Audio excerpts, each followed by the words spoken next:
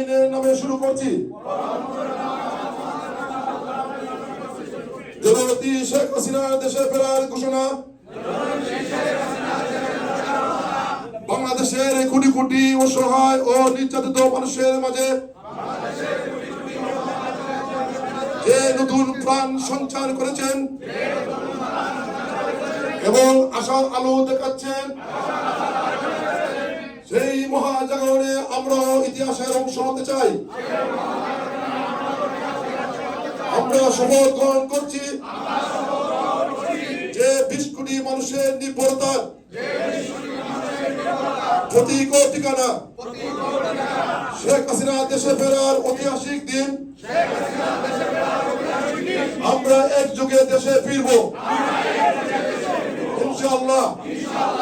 তার জন্য প্রয়োজনে আমরা আমাদের জীবন উৎসর্গ করতে প্রস্তুত আছি।